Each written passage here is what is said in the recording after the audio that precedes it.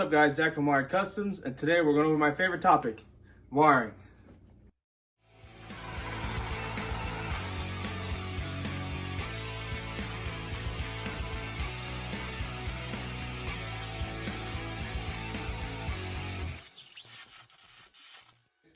Okay, so this is going to be a little mini series that I'm going to call Get Wired, kind of like the slogan of Wired Customs. We're going to be installing American Auto Wire harness into this 66 Mustang. Now this wiring is 66 Mustang specific, but how you install wiring can be generic for any vehicle. So I'm kind of explain what needs to go where, tips and tricks, crimping, weather packs, your options, stuff like that. And just to be clear, so you have an idea how much work this is, as a shop, I charge 24 hours just to install wiring, and I charge 32 hours if I have to take the original wiring off. So you have a bunch of options when it comes to wiring. I'm gonna throw them up on the screen, the different manufacturers who make good harnesses. Off the top of my head, I can think of Haywire, Painless, American Auto Wire for sure, and Rebel Wire. I've used each one of their products firsthand. I like their products. Some of them are pricey than others. Some of them have a little bit of extra parts in it. Some has weather packs, some of them have original type clips. Since I'm putting this wiring harness into a Mustang and it's not necessarily a custom Mustang, we went with the Mustang specific wiring. So its connectors and its wiring setup is going to have the correct connections for, let's say, the rear tail lights. We're going to have the right connections just to plug right into the original rear tail lights. It's going to have the license plate light. It's going to have Ford specific ignition, headlamps, and a Ford specific steering column connector opposed to the GM one. If you're putting a wiring harness into something that's older, where you can't get a specific kit, that's completely fine. We got 21 circuit kits from Haywire that I really like. I can put that kit into almost any vehicle. It gives you engine management for a carburetor, headlights, tail lights, blinkers, connections for a modified steering column like an I Did It. GM connection is they usually use a GM steering column connection. They usually use a lot of GM products on the connectors, which is completely fine. If you do a good job when you're wiring up your vehicle, everything's going to work great. But even better, no one's going to be able to tell what you did exactly, because I like to hide the wires as much as possible, keep them clean as much as possible, run them nice and straight. All the stuff I'm going to show you in the upcoming video series. So let's get to work. Okay, so let's talk about where to start. Where to start obviously depends on your skill level. So let's just explain it as if this was your first time. So if this is your first time, the first thing you need to do is take really detailed pictures of where all the wires are actually connected. Take pictures of where they're routed. Get really close up on like the coil, starter solenoid, electric choke, how the distributor's wired up. So you have something to go back to and reference later when you're wiring it back up and you're like, oh man, was it this way or was it that way? I'm not sure. You can look at wiring diagrams as well as your actual own pictures of the actual car that you're working on. So it's really, really nice insurance for yourself.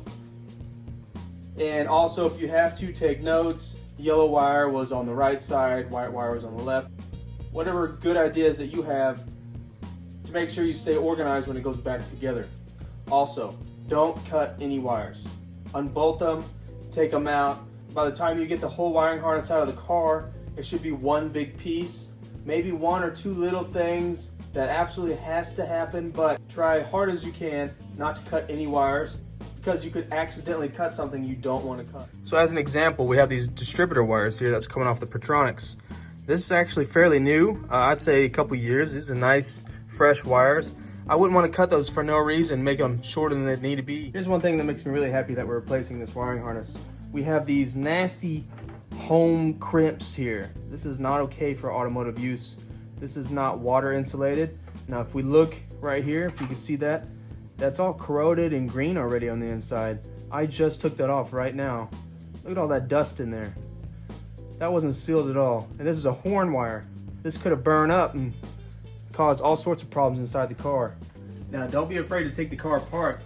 I took these bezels out, the headlights out, so I can get to the wiring back here on the back side of the headlights. I found that these are aftermarket lights, so they have like a halogen or LED ring on the outside that changes colors. So I found that wire back here. Now I see where it's going now that I took all this off. And also when I'm making my connectors up here for the headlight later on, I have easy access. I can feed wires in easier. You want to have the best access to how you're routing the wire when you're putting a new wire in, because I don't want to not see me pulling the wire around a bin and cut the new wire open and not notice it and have a possible short that I have to find out later. So make sure you have good access to all locations that you're going to need to be wiring later. Okay, check out this wiring I just pulled up. This is why I hate this conduit coverage plastic stuff.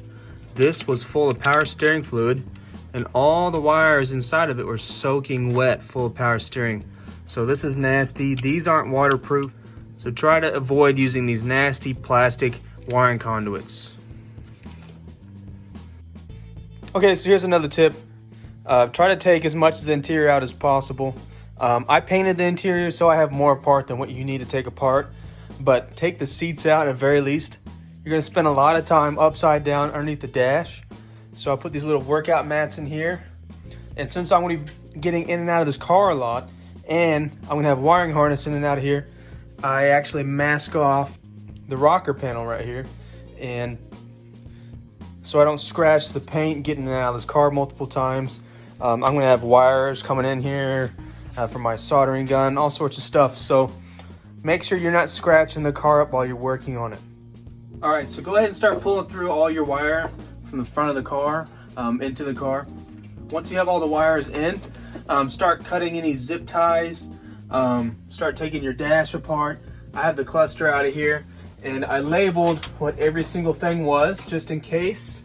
Even if you do it 100 times, a million times, it's just always nice to be safe, and real quick, just label your wires.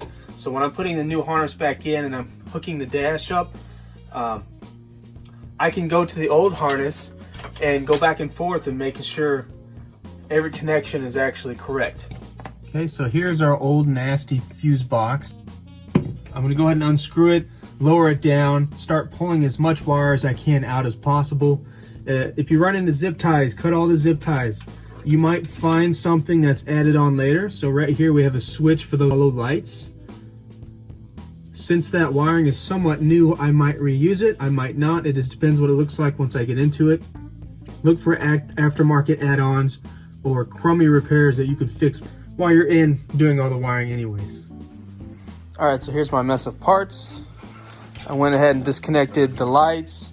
A couple things wasn't used back here, not sure what that is at the moment, but when I'm wiring it back up the other direction, I'll figure out what needs what. More of this nasty conduit, more nasty crimps. We'll go over crimps here in the next video when putting it back together. Okay, so I got all of the original car harness completely out of the car now, and I still have wires up in the dash. Now what I found was a bunch of radio wires. This had a nice aftermarket radio, decently installed. So I'm going to leave the aftermarket radio wires up in there. And when I put in my new harness, I'm going to focus on rewiring that radio to what I consider my standards. Make it a little bit nicer, but take a mental note or take actual notes of where all these wires actually went. So when you go to rewire it, you know what you're doing. All right guys, so we're gonna leave this as the first step of our video series, Get Wired, where I show you how to wire your classic car. I'm gonna try to keep these videos somewhat short and sweet and simple so it's not so overwhelming all at once. So if you wanna follow along in the video series, like the video, subscribe to the channel, and if you have any question at all, please shoot it down in the comments section. I will not give you a hard time for asking a dumb question. The only dumb question is the one that you're afraid to ask. So as always, thank you for watching.